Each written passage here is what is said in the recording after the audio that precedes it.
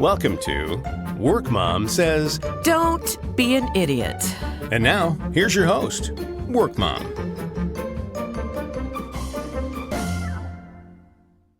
Hello, I'm Lori Jo Vest, also known as Work Mom. Thank you so much for being here for this episode of Work Mom Says, Don't Be an Idiot.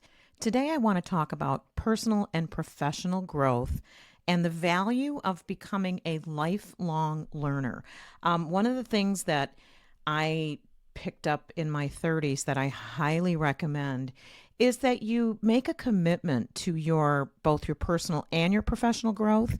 If you want to hit the goals you've set for yourself, if you want to excel in life, if you want to experience new and different things, have challenging work, express your passions, make a difference in the world, all those things that so many of us aspire to, yet many do not.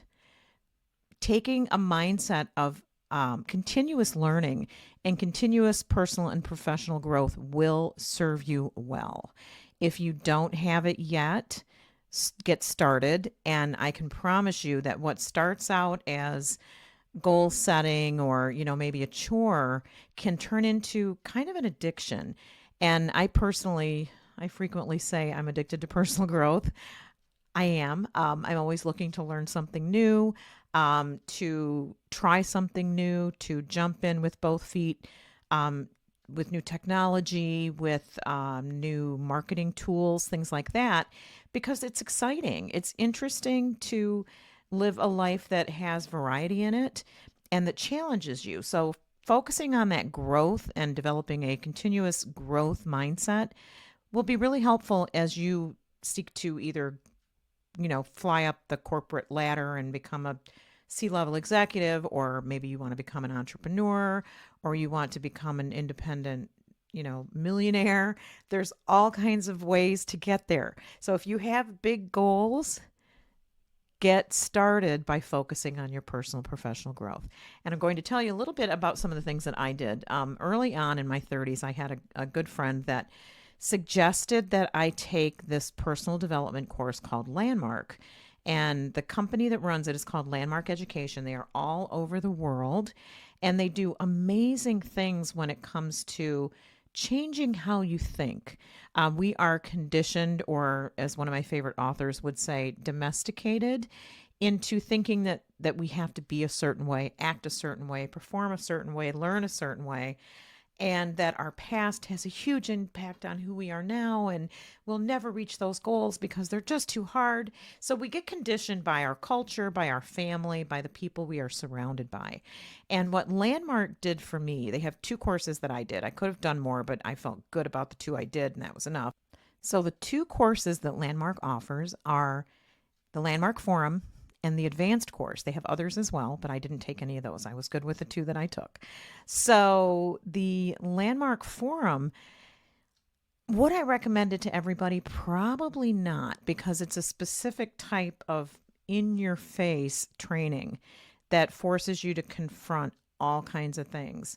And if you're not open-minded and open-hearted enough or strong enough when you do it, I don't know how it would work for you. I know it worked for me. I was in a great place. And the forum basically teaches you that there's what happens in your life, and there's the story you tell yourself about what happened. And your power lies in that story. You can look at your past as something that drags you down. You're a victim, and you may have been a victim of something horrific. Trust me, I understand that. Speaking from personal experience, I've had several traumatic experiences and people that have done horrific things to me, and I'm not a victim. But society may encourage you to be a victim and kind of wallow in it when you have the power of not doing that. And Landmark Forum basically taught me to let go of all those rocks I was holding on to as I went through life and tried to, do better, be a better person. And one of the ways they did it that was absolutely hilarious, but it kind of explains it. This seems like something that wouldn't work, but it did. There were 180 people in this room sitting in those really uncomfortable conference center chairs that we've all sat in. And the room has, the fluorescent lights and those funky ceiling panels, and the carpeting's kind of ick, and it's just very, very, very basic. It's not meant to be comfortable. And honestly, I think they do that on purpose because if you're too comfortable, you're not growing. I mean, that's just kind of a fact of life. If you're too comfortable, you are not growing. So anyway, so you go in there with all these people, and you do several different exercises over the course of 3 solid days. All day Friday from like 9 in the morning till 9 o'clock at night. All day Saturday from maybe 10 o'clock in the morning till 10 o'clock at night, and most of the day on Sunday. And it gets grueling. It really does. However, they have you do these exercises, all different kinds, several of them throughout those days. And one of them that really stuck with me was they had you spend 20 minutes writing about something that you were suffering about. And I was suffering about my ex husband. I was in the middle of a divorce, and I wrote just this big long thing that keep writing, keep writing. You'd start write, think you'd told your story. They say, no, keep writing. And you just write and write and write. And you'd have maybe 5 or 6 pages of, things that were really awful and that you were suffering about. It was just horrific. And when I was writing mine, I was crying, and people were next to me were crying, and people were looking angry. And I mean, it was a really big deal. And then they tell you they partner you up. They tell you to partner up with someone sitting near you that you don't know, and move your chairs together so that you're facing each other. So you've got all these people in, little twosomes. And then one person listens while the other person reads their story. I had 5 pages. I read the whole 5 pages. I'm crying. This poor person sitting across from me is just like listening, trying to be empathetic, I'm sure. And I'm reading it over and over and over. And by the time I read it maybe 6 times, seriously, I was looking at that paper and going, what is my problem? Oh my God, I've been suffering about this. And all it took was writing out your story and then reading it in that context to another human being who doesn't know you, for your brain to kind of go, wait a minute, this is truly a story. You don't have to tell it that way. And it changed the way I thought about the past and also the present, because it means that if somebody acts ugly to you, you've got a myriad of ways that you can respond because you can tell yourself a different story. For example, I have a really difficult client right now. And at the beginning of the relationship, was getting a little snippy. I was feeling uncomfortable and micromanaged, and I was really struggling with it. And my landmark training came back to my mind. Now, keep in mind, landmark was 25 years ago, and it still exists, but I took my landmark courses 25 years ago. And this person that I'm working with is now someone. Over the last 9 months, I've been really working on being what I call intentional with her, because I want to be intentional in how I respond to any comments she makes, anything she says that are, is worrisome. And since then, I've completely changed how I look at her, and I just don't see or hear any of the negative tones and things. Or if I do notice it, I laugh. I don't get angry and get defensive. I just laugh.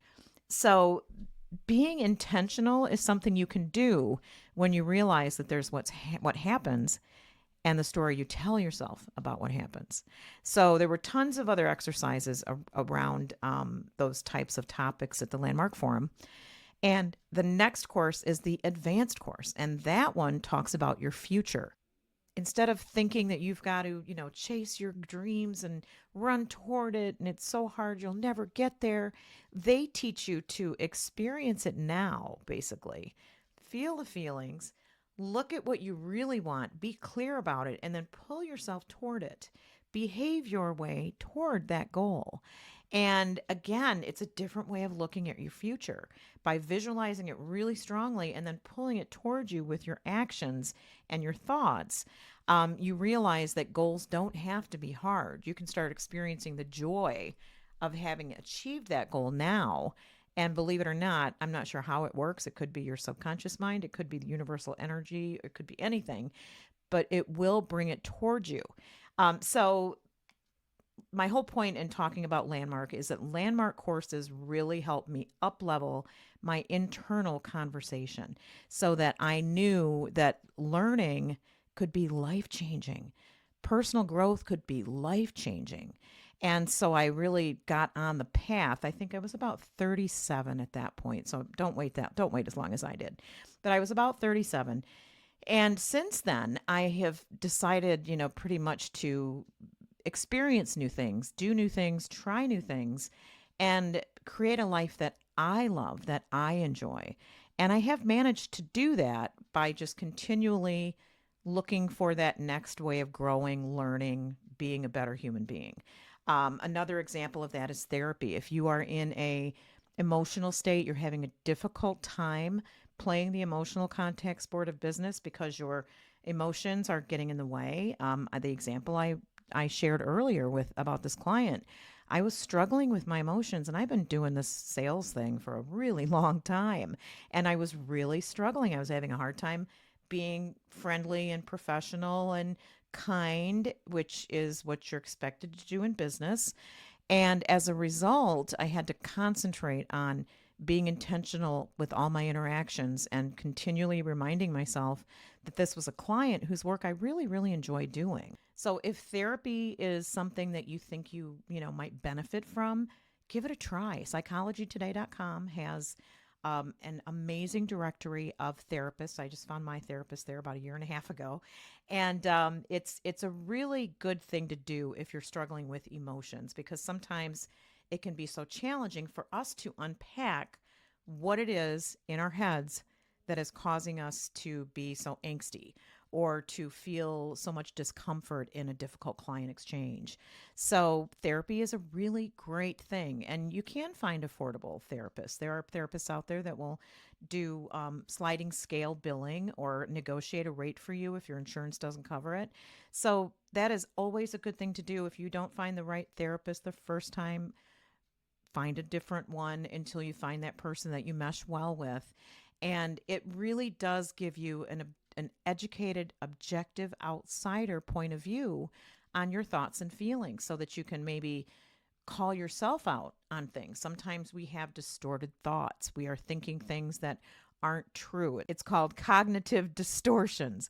And cognitive distortions can be dangerous. They can really get you in trouble. An example of a cognitive distortion at work would be your coworker came in and sat down next to you. They were a little huffy and they slammed down their lunch and they ran off. And you're thinking, oh my God, what did I do to make them mad? And you're going into that mode where you think they're mad at you, but the reality is they're not. They're not mad at you. They just had a really bad morning. And, those kinds of things can get you in trouble at the office because you can feel like, you're always kind of on guard. Maybe you're a sensitive human being. I'm highly sensitive. I can struggle with trying to determine how someone's thinking so I know how to behave so I keep them happy. That's not your job. And so getting the kind of help that you need, some, mental tuning up, as I would call it, is always a good idea. Other things you can do that will keep you moving in the right direction are reading books. I discovered that I am ADHD. I didn't know that. Women frequently don't get diagnosed until later in life. And I have a book that my therapist recommended that is a workbook that I've been going through and learning a ton about it so that I can kind of compensate, put some guardrails around myself, and function in a more organized fashion. I say I'm a chaos monster. So if you're a chaos monster, you might want to check and see if ADHD is somewhere up there in your head too. So what else can you do for personal growth? I wrote some things down. Create some supportive habits. One of the ways I'm really supporting myself is waking up every morning and doing affirmations. I worked with a health coach for a month and decided that doing some affirmations in the morning as part of that effort would set me up for a better mindset for my day. And that's really helpful. When you get up and you say, I am a divine child of the universe, I am loved and protected by the universe, and I am creating financial abundance or financial stability for my family. And, I am loving and intelligent and productive human being that deserves all the good that I can muster. When you put those kinds of things in writing and you write 5 or 6 times each of those sentences, it sticks with you throughout the day. It really does. And it helps you get in a mindset that is boosted as soon as you start. So again, personal growth kind of things. What else? Feed your mind in whatever way you can. Sometimes that means listening to classical music, watching, the top 100 movies, reading really good literature, solid, really wonderful literature, ingesting quality art is an amazing way to grow as a human being because you get different perspectives. With reading and audiobooks, you can, really increase your vocabulary and your speaking and writing ability. Listening to fantastic music is just so good for your mind and your emotions. I find that if I need to be productive, I can put on a certain kind of music. There is a type of music called binaural beats that's really good for meditating and, creating, ideating something if you're trying to be creative and you want to come up with an idea. So there's all kinds of different ways to support your personal growth and professional development. And whatever ways you can, make sure you've got at least one of those initiatives going on at all times. I would just make that a habit, whether you're reading a great book, you join maybe a masterminds group. Those are really great for pushing you to grow where in the direction that you want to go. Because if you're in a masterminds group, you're able to, share your hopes and dreams. And the people that are in that group with you, provided you've got a really strong group, will help push and motivate and inspire you to get there. So again, personal growth and development, have a supportive group of people around you.